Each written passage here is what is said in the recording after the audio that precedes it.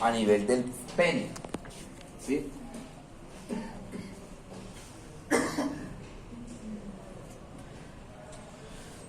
Muy bien.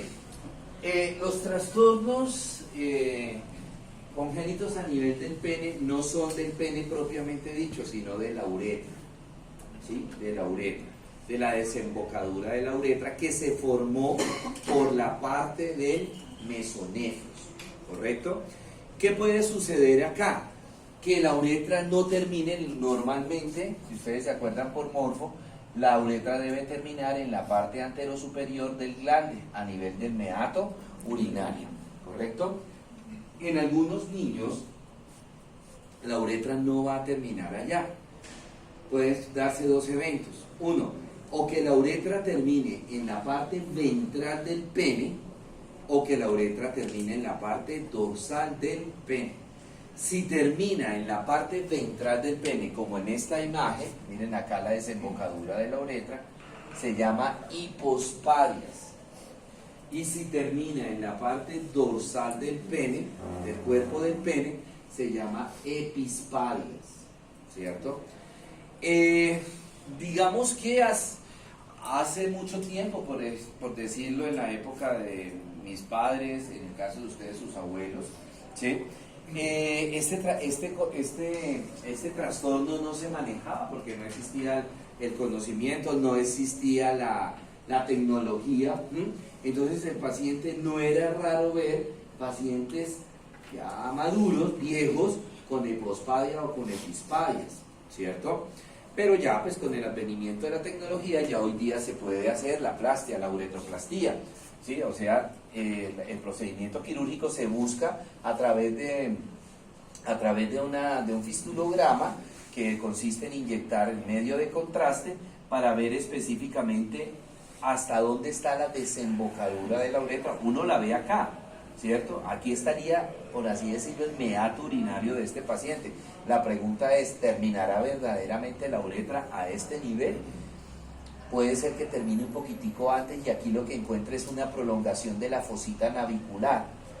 Entonces hay que ver bien el trayecto de la uretra. Entonces se hace a través de ese examen, que es administrar un medio de contraste. Se inyecta un medio de contraste, se dibuja la uretra, entonces ya se planifica la cirugía. Y la cirugía es la uretroplastía, llevar la uretra hasta el meato urinario. Realmente pues la enfermedad no es que sea grave, ¿sí?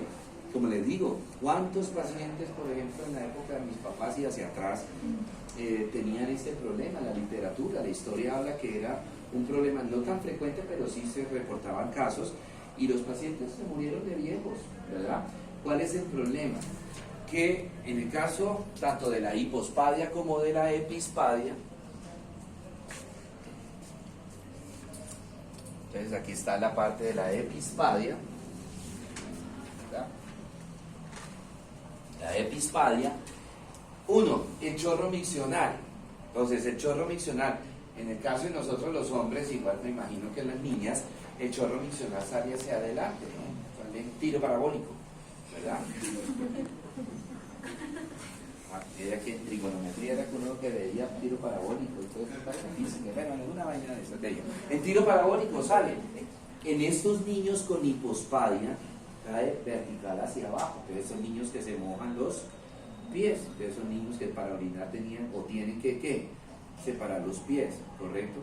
En el caso de la epispadia, que es cuando la uretra termina a nivel del dorso del pene, entonces el chorrito hacía una fuente, ¿cierto? Hacía una fuentecita y caía también cerca de los pies del paciente. Digamos que desde ese punto de vista, hablándolo antes de que se hiciera la cirugía, pues no generaba ningún inconveniente. No generaba ningún inconveniente, ¿cierto? El paciente se acostumbraba de pronto a separar las piernas para orinar. ¿Cuál es el problema en estos pacientes? La fecundación. ¿Por qué? Porque estos pacientes, algo muy importante, a ver, en cuanto a la reproducción, en cuanto al semen del hombre, ¿qué se acuerda? Pues su gémina. ¿Tú qué te acuerdas? Oye, ¿por qué está sentado usted allá medio y está? Le quitaron Juliana, esa Juliana es bien mala, ¿verdad? Le quitó el puesto a la compañera acá para no hablar con las otras dos niñas. Sara, ¿y su persona qué se acuerdas? A ver, planeta Tierra. Por eso le estoy preguntando de la reproducción del semen del hombre, ¿qué se acuerda?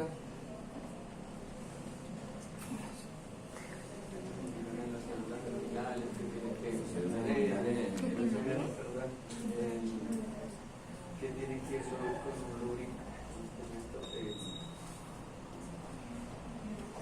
¿A dónde tiene que caer el semen, Juan? En una eyaculación, en un coito. Ah, ya estaba pensando quién sabe qué maldad que empezó a reírse. Cuando dije yo que a dónde tiene que caer el semen. Sí. ¿A dónde tiene que caer el semen? Demuéstrele que su ejercicio puede.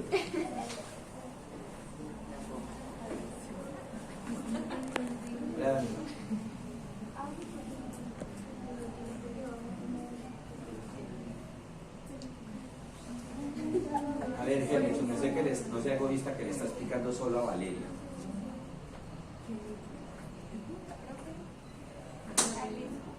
¿Alismo o alismo? ¿La trompa? ¿Burro hasta allá? ¡Sale con muerte!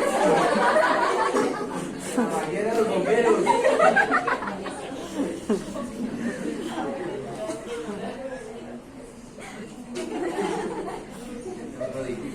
¿Qué?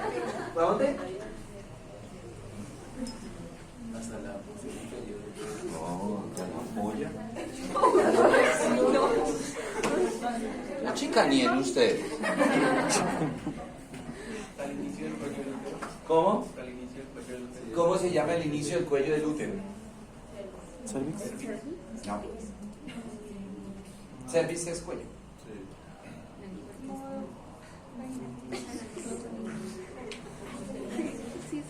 ¿Se acuerda que venía el útero? Chan, chan, chan, chan, chan, ¿cierto? Viene el útero, hace esto, el cuello del útero. Aquí está la vagina.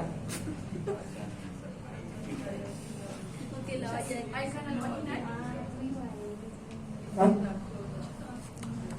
¿Cómo se llama eso? ¿Cómo se llama ese repliegue que hace el cuello del útero cuando se mete dentro de la vagina? Y me genera ese repliegue, 360 grados, ¿cierto? ¿Cómo se llama ese repliegue?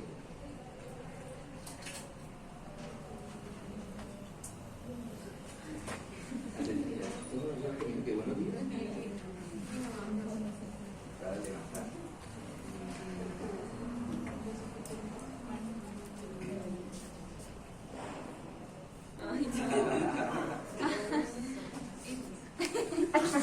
¿Cuál? No, mentiras, no. Consonante. Consonante. Por eso es que le pregunto. A ahorcarlo rápido. Cualquiera. Consonante. S. Ay, Jesús. No. Uy. Pero. Consonante. No, Jesús. Consonante. Aquí, M de mamá.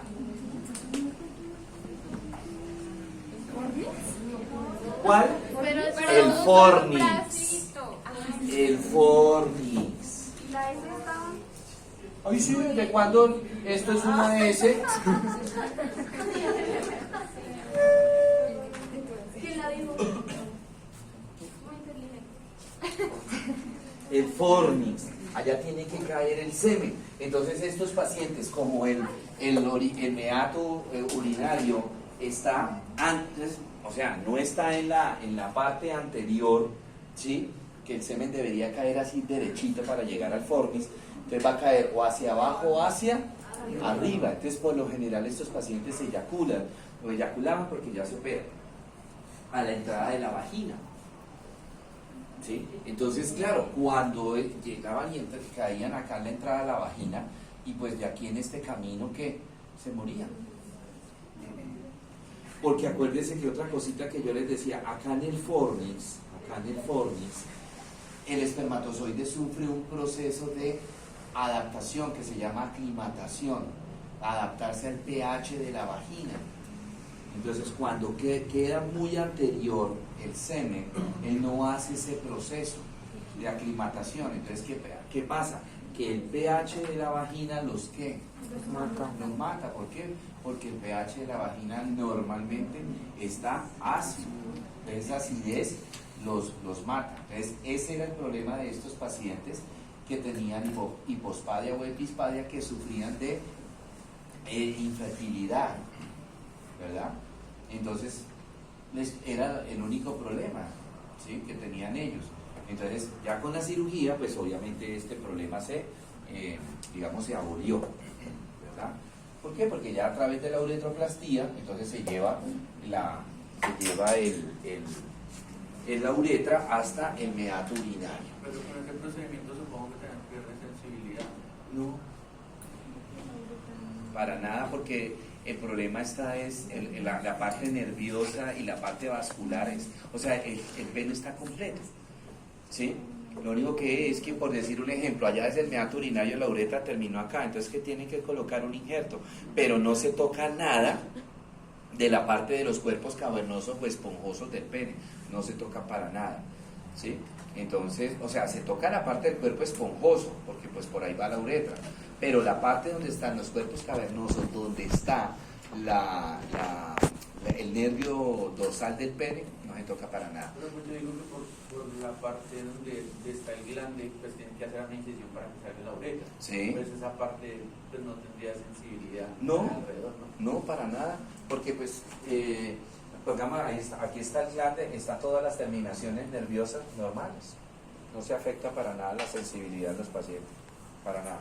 Tiene su proceso normal de erección y todo, su proceso de excitación sexual es normal, toda la funcionalidad se recupera, o sea, es normal en estos pacientes. El único problema era la micción y la eyaculación, pero que se corrige, pero la parte de sensibilidad se conserva en estos pacientes tal cual, ¿sí? El otro problema que también de repente ustedes van a entrar mucho en urología, a cirugía, es cuando, acuérdense que cuando el niño nace, tiene su glande está recubierto por una membrana cutánea que se llama el prepucio, y que ese prepucio pues tiene la particularidad de tener fibras elásticas, y que la cantidad de fibras elásticas en cada prepucio varía. Entonces hay pacientes que tienen cantidad de fibras elásticas normal en su prepucio, y otros tienen fibras elásticas pocas. Cuando les decía yo también en ese entonces que cuando el niño nace, pues se le enseña a la mamita que cuando esté bañando al niño le empiece a bajar el prepucio para activar esas fibras elásticas, para activarlas, ¿sí? ¿Por qué? Porque esas fibras elásticas pues están, por así decirlo, inactivas, están dormiditas, porque el niño allá adentro, ¿qué? Él orinaba, pero no necesitaba más nada. Entonces, la mamita al bañarlo y le va bajando el prepucio, se va activando esas fibras elásticas. ¿Cuál es el ideal? Que ese prepucio quede 100% al descubierto. ¿Para qué? Para la parte de aseo, para la parte de higiene. ¿Por qué? Porque acuérdense que en la base está la corona del glande, debajo de la corona del glande, a nivel del surco balano prepucial, hay unas glándulas que producen una secreción. Entonces, cuando el niño tiene el prepucio muy cerrado, como en este caso, mire el orificio tan chiquitico que se ve, ¿cierto? Pues si no desciende el prepucio, entonces cuando el niño orina, una parte pues va a salir hacia afuera y la otra parte se va a ir entre qué y qué, entre el prepucio y el glande.